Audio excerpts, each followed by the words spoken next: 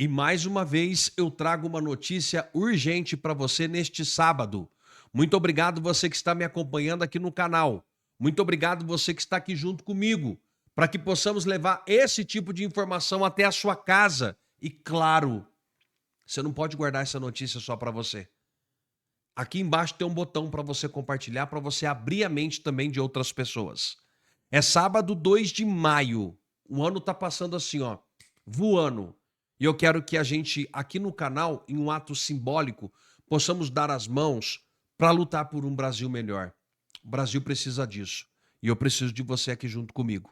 Então vamos para a principal notícia de hoje. Só não esquece de colocar aqui para mim, claro, eu sempre peço, né?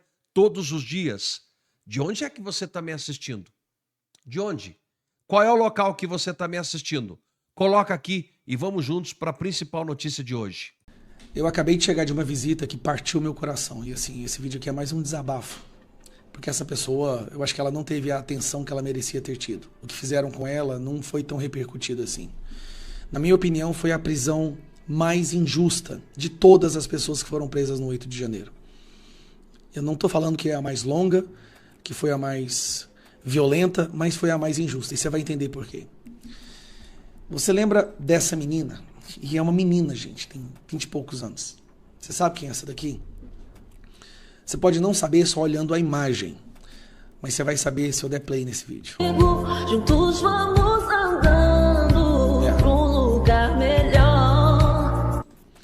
Essa daqui é a Fernanda Oliver. Ela mora aqui na minha cidade, em Goiânia. A Fernanda Oliver foi presa em 2024 e ela ficou 3 meses presa. Ela perdeu 14 quilos. Ela perdeu um pouco da sua visão esquerda e do olho direito também, por causa do estresse. Ela foi tratada como menos que um ser humano, como um cachorro vira-lata. Essa pessoa aqui sofreu e sofreu muito. Ela não teve a mesma visibilidade como a Débora do Batom, que também nos fez sofrer, né? A gente compadeceu com a situação da Débora. Mas a Débora, ela estava lá no 8 de janeiro, ela escreveu com batom na estátua. Essa menina aqui que foi presa, Fernanda Oliver, ela nem sequer foi no QG. Tá, Gustavo, qual foi o crime que ela cometeu? Qual foi o terrível crime que a Fernanda Oliver cometeu, que ela ficou 3 meses presa, ficou doente, perdeu um pouco da sua visão, teve a sua vida destruída, agora é uma pessoa cheia de traumas, que graças a Deus está superando esses traumas, eu digo graças a Deus mesmo. Qual foi o crime que ela cometeu? Ela cantou isso aqui, ó. Juntos vamos me chamando, trazendo um aviso de que não estamos sós. Esse foi o crime dela. E eu não estou brincando. O Moraes disse que ela incentivou, instigou as pessoas a dar um golpe através da música. E não estou brincando, isso é sério. Ela foi presa porque ela cantou uma música que deu esperança para o povo brasileiro. E essa música era tocada nas manifestações. E é tocada até hoje. E eu estava lá com ela hoje, fazendo uma visita. E gravei um videozinho. Ela não pode falar de política. Ela não pode usar verde e amarelo. Ela morre de medo que o Moraes jogue ela numa cadeia de novo. Agora eu estou na casa de uma pessoa que eu tenho uma admiração gigantesca, que conseguiu, através da sua voz, mover esse país e encher os nossos corações de esperança. Vocês se lembram dela com certeza. Fernanda Oliver. Dá um oi, Fernanda. Oi, gente. Gente, eu tô aqui pra dizer pra vocês, não perca a esperança, continue orando pelo nosso Brasil. Exatamente, a gente vai vencer e com certeza a gente vai viver em um país livre. Um abraço, até logo. Deixa eu te contar uma coisa. Ela relatando o que ela passou, o que fizeram com ela, passar a noite numa delegacia sem água, a forma que ela foi tratada, a gente não pode deixar que isso passe impune. Eu tô com sangue fervendo até agora. A gente não pode deixar que isso passe impune. Ela não pode falar sobre política, ela está cheia de restrições, e ela publicou esse vídeo aqui recentemente. Hoje, eu confesso, estou nervosa. Mas mesmo sem poder falar, eu vi a minha voz sendo coada. Isso me fez levantar, porque eu entendi Deus dizendo pra mim, estou contigo. E agora eu preciso de vocês. Eu nasci pra louvar, eu nasci pra adorar a Deus. Eu só preciso respirar fundo e entender a vontade de Deus pra minha vida. E eu não posso ignorar as pessoas do Brasil que cuidaram de mim. Vocês queimam no meu coração e eu oro para que a mão do Senhor esteja sobre vocês. Tem muita história para contar. Eu estou escrevendo um livro. E no tempo certo, vocês irão entender tudo que eu passei. Mas hoje é um dia de recomeço. Eu me chamo Fernanda Oliver e estou de volta. A história dela precisa ser contada, tá? E eu digo pra vocês, a injustiça que fizeram com ela pode ter, eu acho que foi maior do que fizeram com a Débora, do Batom. Porque ela só cantou uma música. Eu vou entrar em contato com o pessoal da Brasil Paralelo, Revista Oeste, para que eles possam lá. Ela tem medo de falar, ela está morrendo, ela está realmente traumatizada. Mas a história dela precisa ser contada. O que eu ouvi hoje ali, o Brasil precisa ouvir. Não basta um impeachment de Alexandre de Moraes. Essas pessoas têm que pagar na justiça pelo que elas fizeram. Prender alguém e destruir a vida dessa pessoa, porque ela cantou uma música. E essa música encheu o povo brasileiro de esperança. Isso é ofício. Nem na Coreia do Norte uma coisa dessa acontece. Eu disse para Fernanda, eu fiz um compromisso pela Fernanda, eu vou dedicar minha vida, cada respiração, cada batimento do meu coração, para fazer justiça àqueles que te fizeram sofrer. Essas pessoas vão pagar, não vai ficar assim. E Fernanda, pode contar comigo. Pode contar comigo que todas essas pessoas vão pagar sim. E não falta, e não vai ser muito na frente, não, vai ser em breve. Então, sigam a Fernanda. Vai lá no Instagram, digite Fernanda Oliver, o nome dela aqui, ó, Fernanda Oliver. Sigam ela, porque ela voltou para as redes sociais, só que ela não pode usar verde e amarelo. Ela não pode ir para manifestações. Ela não pode falar de política. Mas ela fala de Deus. E ela fala muito bem. Sigam a Fernanda Oliver. Urgente, Moraes manda prender empresário. Após o encerramento de todas as possibilidades do recurso judicial, o ministro Alexandre de Moraes ordenou que a Polícia Federal PF efetue a prisão do empresário e piloto William Frederico. A condenação fixada a 5 anos de reclusão refere-se à participação em bloqueios considerados ilegais em rodovias de Santa Catarina no ano de 2022. Conforme estabelecido na decisão, o cumprimento da pena deverá ocorrer inicialmente em regime semiaberto, com o empresário sendo conduzido a uma unidade prisional adequada. De acordo com as apurações, Jagger esteve envolvido em manifestações que resultaram na interdição da BR-470 no município do Rio do Sul, entre o final de outubro e o começo de novembro daquele ano. Durante uma ação de desobstrução da via realizada em frente à uma unidade comercial da Van, o empresário foi detido em flagrante. As investigações apontam, naquele episódio, ele teria lançado pedras e utilizado barras de ferro contra policiais rodoviários federais, atingindo-os na região da cabeça. O uso de capacete de proteção pelos agentes foi determinante para evitar consequências mais graves. Após a prisão, Jagger foi liberado imediatamente mediante o pagamento de fiança no valor de 50 mil. A condenação imposta ao empresário abrange os crimes de associação criminosa e tentativa de abolição violenta do Estado Democrático de Direito. Tá, então, o ministro Alexandre de Moraes acionando a Polícia Federal e mandando prender mais um sobre tudo o que aconteceu no ano de 2022. Não tem qualificação. O Exército vai investigar uma festa que aconteceu dentro de um quartel no Rio de Janeiro. Tinha bebida alcoólica, tinha dança, tudo no horário do expediente, né, Fernando Davi, que tem os detalhes. Boa noite. Festa animada, Oineg. Muito boa noite para você também e a todos, né? Festa animada que aconteceu na quarta-feira. As imagens foram divulgadas hoje nas redes sociais. Um churrasco dentro do 26º Batalhão de Infantaria Paraquedista na Vila Militar, na zona oeste aqui do Rio de Janeiro. Nas imagens, militares, a maioria só com a calça da farda e sem camisa, dançando ao som de funk no horário do expediente. Alguns aparecem até fazendo o consumo de bebidas alcoólicas.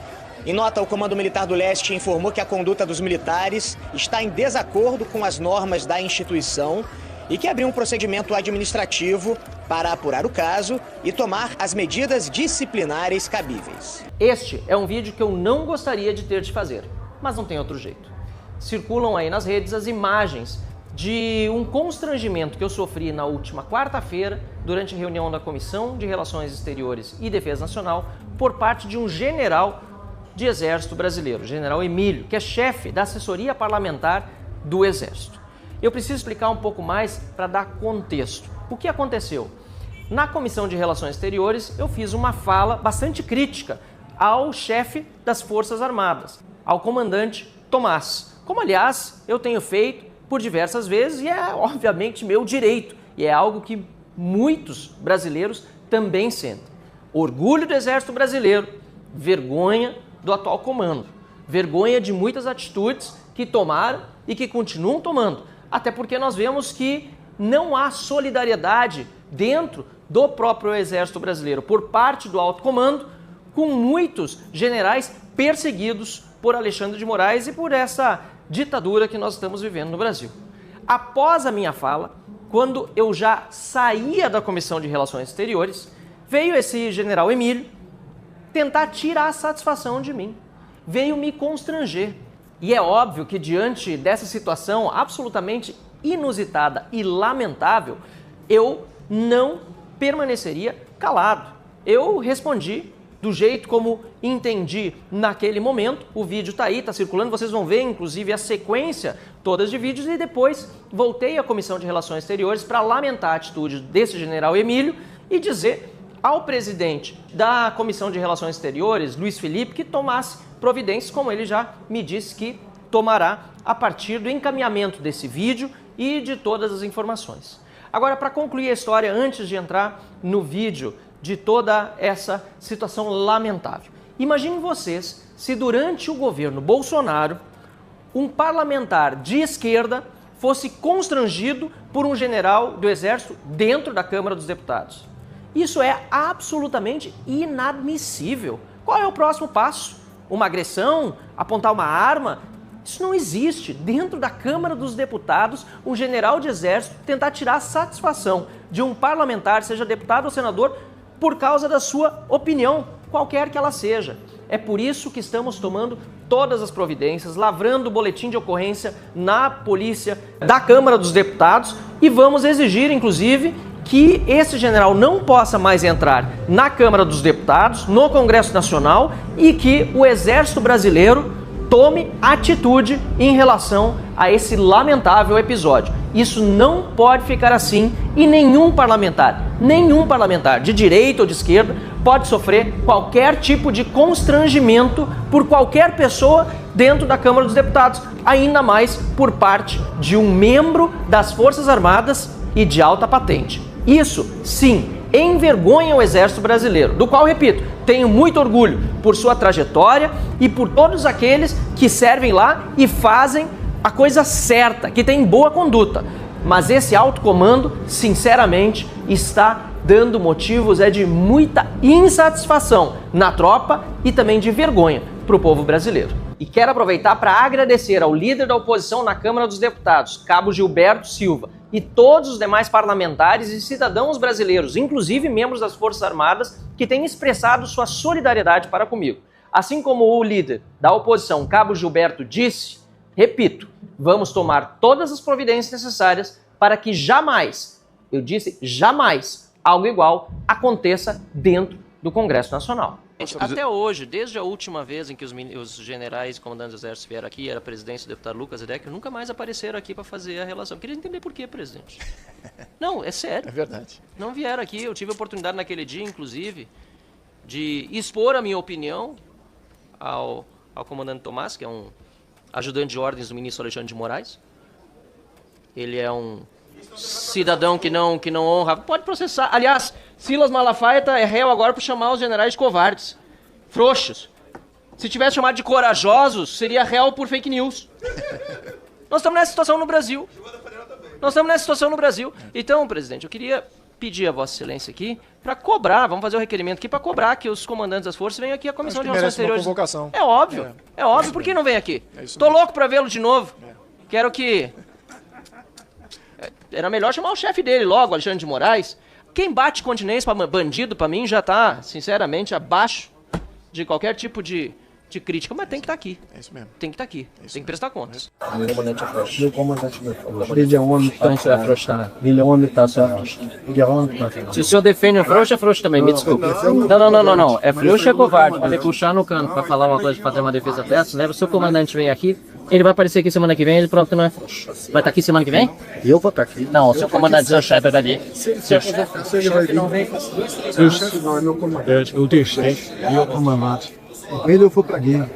Ele eu vou pra guerra. Vem pra cá pra Bom, pessoal. É sinal da situação em que o exército está maravilhoso, tá tendo continência com o ladrão.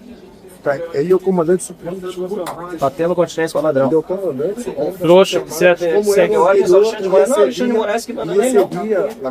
É o Alexandre de Moraes que manda nele, não. Muito obrigado. Não é isso? Olha só, comprovado, Alexandre de Moraes manda no chefe das Forças Armadas. Eu estava de saída, fui aqui confrontado pelo general Emílio, que é chefe da assessoria parlamentar do Exército. Está tudo registrado, só queria fazer menção aqui que numa postura completamente desequilibrada para alguém que é de alta patente do Exército, além de confrontar um parlamentar que veio aqui falar como deve sobre sua opinião, ele, pelo menos nesse sentido, me deu uma alegria.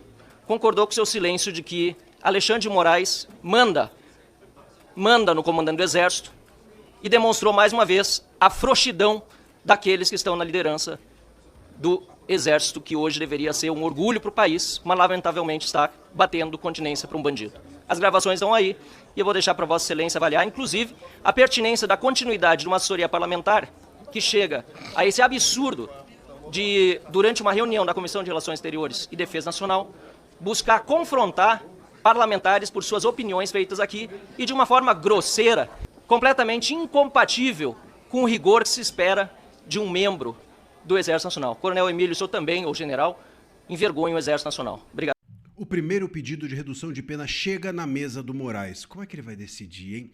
O pedido foi feito ontem, sexta-feira, dia 1º de maio, pela Débora, conhecida assim, Débora do Batom, aquela que escreveu Perdeu Mané naquela estátua horrível que fica na frente do STF. Aliás, ficou muito melhor com Perdeu Mané do que Limpa. Aquela estátua horrorosa foi pichada com um batom pela Débora. Ela pegou 14 anos e agora ela coloca, por conta da derrubada do veto e a aprovação do PL da dosimetria, coloca nas mãos do Moraes, no gabinete do Moraes, o pedido para redução de pena dela. O que o Moraes vai fazer? A CNN acabou de publicar uma notícia dizendo que tem informações de que esses pedidos podem ser derrubados ou postergados ou enrolados para o ano que vem. Isso é possível? O STF tem a última palavra sobre a redução da pena das pessoas, dos réus do dia 8 em relação a esse PL da dosimetria? Eu vou te explicar toda essa história agora. Eu sou André Marcílio, advogado, constitucionalista e comentarista jurídico, e peço que vocês, antes de qualquer coisa, deem like nesse vídeo e se inscrevam no nosso canal. Bom, meus caros, muito bem. O ponto é o seguinte, eu sei que tem muita gente dizendo por aí que há outros caminhos, que dá para driblar o Moraes, que não é o Moraes quem vai decidir esse caso em última instância, mas eu não acredito que seja assim. Conversei com muitos promotores, com muitos juízes e todos foram unânimes. Quando há uma lei mais benéfica promulgada, a aplicação dessa lei mais benéfica, e é o caso, o PL da dosimetria, a aplicação dessa lei mais benéfica fica nas mãos do juiz de execução penal. Tem até súmula no STF sobre isso, que é a súmula 611.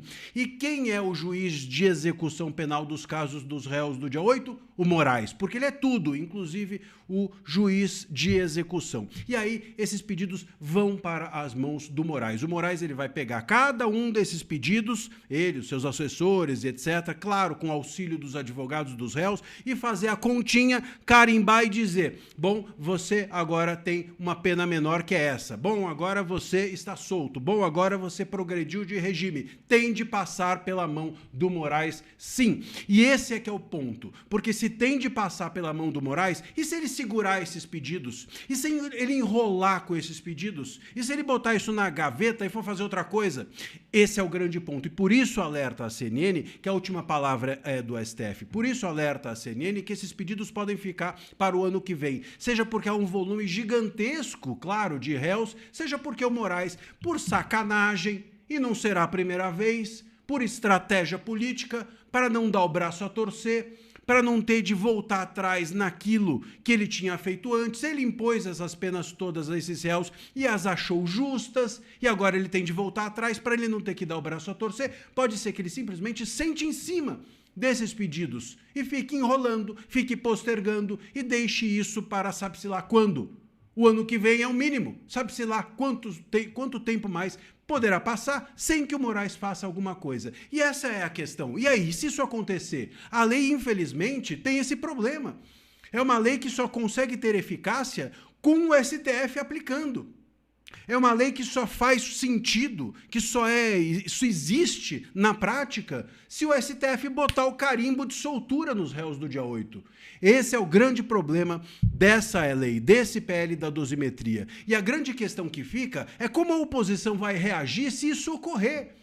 Se uma sacanagem dessa for feita pelo Moraes.